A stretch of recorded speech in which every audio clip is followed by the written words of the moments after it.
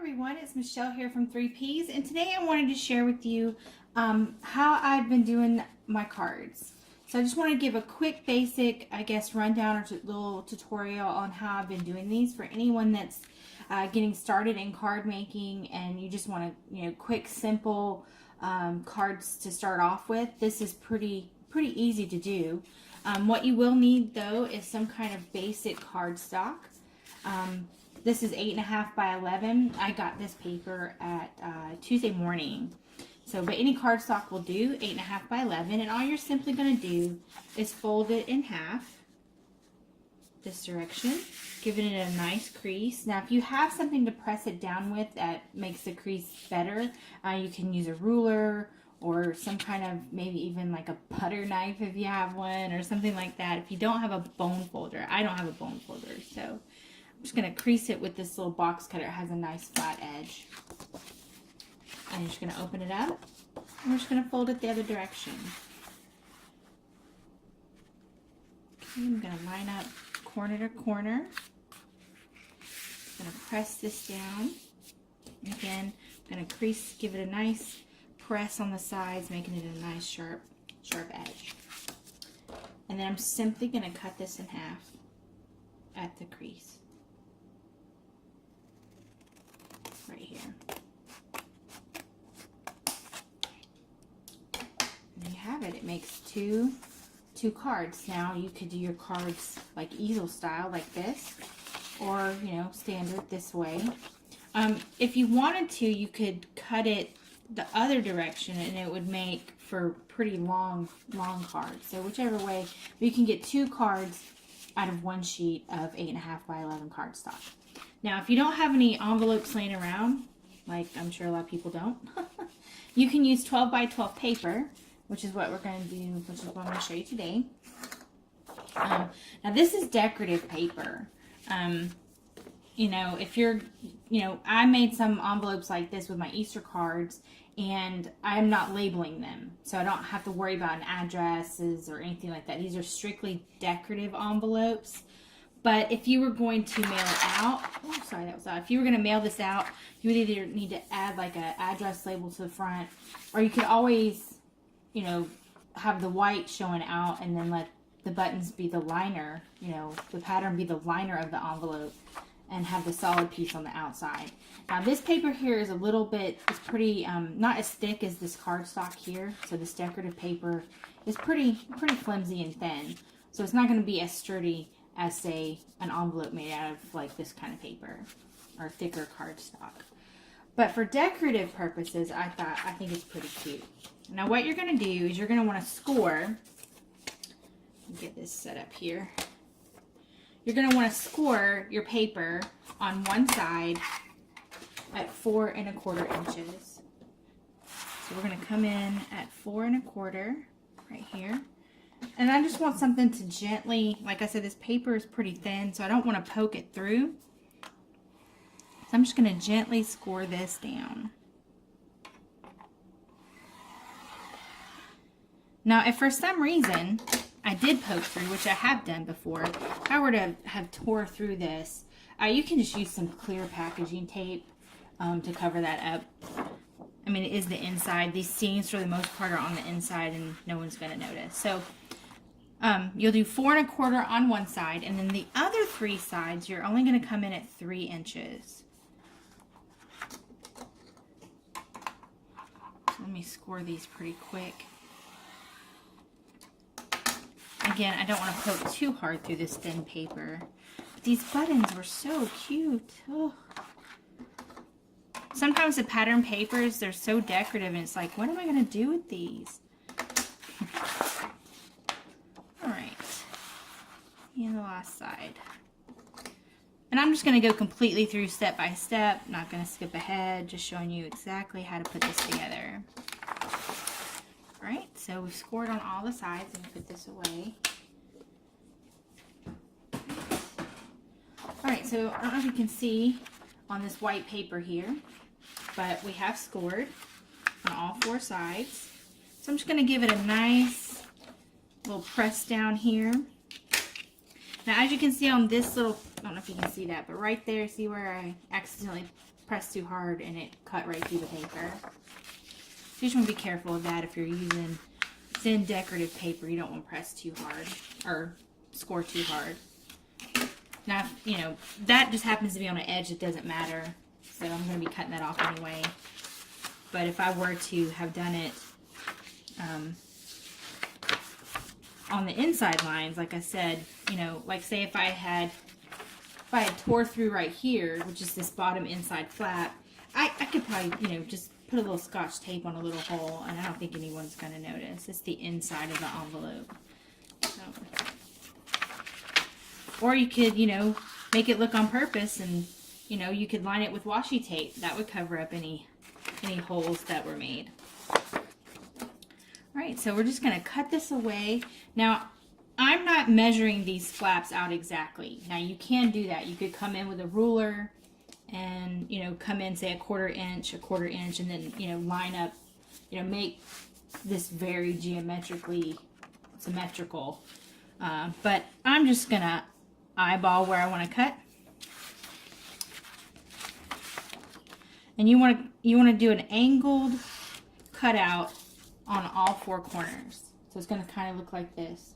You're going to angle all four flaps here.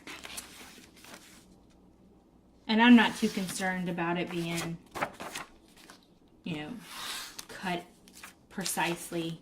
But if you want to take these basic measurements and get a little bit more precise with your own, you could certainly do that. But for something that's just decorative, and, you know, they'll most likely throw away the envelope from a card I send. It's the card that's the, you know, decorative memento for the most part. So there you have it. So this is the basic envelope, and we're just going to fold in the sides. As you can see here, I mean, these aren't exact, but it's going to be covered up by this flap, so I don't think it's really that important. Now, if you want to, you could trim up this here so that it, you know, is in line with this right here. So let's see here. Like if you wanted to come in like this, you know, at an angle and make this a precise line up here, you can. Doing it like this.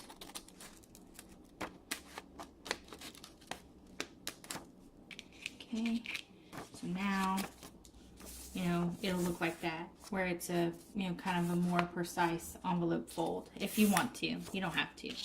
Now to tack this down, I'm just going to use, because this paper is so thin, it's not really heavy duty, I'm just going to use a basic glue runner. If you were using a heavy duty cardstock to make an envelope, you know, you could use something heavier, or if you were putting a heavily embellished card inside. Like I made some wood cards for Valentine's Day, and I made the envelopes and I sealed them up with my red line tape because the wood veneer card was kind of a heavy item, and I wanted to make sure that this didn't come up. So here's your basic envelope. So nothing too overly fancy there. Now for me, I like to take, if I'm making a card and it's got a bunch of embellishments on it, you take your card and you're going to slide it in first. You know, so let's say here, for example, say I have a flower like this on it. You know, and it's up like this. This little flower obviously is, you know, raised, and it's going to add some height to the envelope. What I don't want to do is slide it, you know, make the closure, and then this is going to be too tight and my embellishment won't slide in. So let's say this flower is on top, and as I'm sliding that in, you see how it's puffing it up, and it's raising it up. So if you've got a bunch of embellishments on your card, make sure you slide the card in first and then fold over your flap for your closure. And that way you know it's going to tuck inside the closure you're going to have here. Okay, so we're just going to leave it like this so you can see the process even with an embellishment inside. Now the materials I'm using to make the closures, I'm just going to use some buttons. I'm using some glue dots. I get these at Dollar Tree. The permanent ones are in the blue bag. The removable glue dots are in the green bag. So make sure you grab the blue ones, at least for this, because you want your closure to stay nice and tight. So all I'm basically going to do is we're going to just tear off one of these. The other thing I'm using is some scraps. I like using sticky back paper. This is just a scrap piece of some sticky back paper. They have it at Hobby Lobby and Michael's is where I've seen it, and I think they have it at Joann's. Now I like using the sticky back because I'm going to use a button for the closure. And the sticky back doesn't go through the little holes of the button. And there's no dry time or anything like that, and it's a nice good seal. So the first thing I'm going to do is use my little sticky back paper here. Peel up a side. I'm just going to take my button. I'm just going to stick it down. And I push the paper back on top before I trim. That way my scissors do not stick to the glue underneath.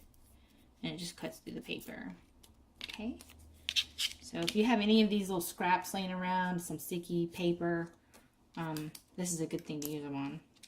I'm not worried about this extra trim. I'm just going to leave it like that. We're going to peel the backing off. So if you have any extra laying over, you can just fold it onto the button itself. Give it a little bit extra glue. Now, I like putting these foam sheets. I got mine at Dollar Tree. Looks like this, foam sheet paper. They actually have smaller squares as well. So, but I just use some some foam paper. These are just scraps I have left over for some projects. And I'm just going to stick it down. So on this one, I should use a green one so you can see it. So I'm just going to glue that down and we're going to trim it out. Now I like adding the foam to the back of the buttons because it gives the paper something to kind of stick to when it's being tucked behind it. The button itself, with nothing on the back, is pretty slick. It's a slick surface. And sometimes the paper, the little closure, likes to slip out. So with this foam on the back, it kind of gives it raised up a little teeny bit, and it gives it kind of a grip on the back for the flap to stick under. Now I could have done this with a pink backing and it wouldn't show. So I could have done pink on pink, but I also like the contrasting as well. So now we've got this with the button and the foam. I'm going to take one of these little glue dots. I'm just going to cut it in half because we only need one side of it. Okay, set that aside. And I'm going to close on my flap. Now, when you put down your little glue dot, you don't want to go all the way up next to the edge of your envelope flap because you don't want this edge sticking to the glue dot underneath the button. So I'm going to come back just a hair from the edge. You can see that there. It doesn't, let's see if it wants to focus. You can see there's a little gap between the glue dot and the actual flap itself. There's a little area there. So then we're just going to peel this off. I'm just going to take my button and line it up.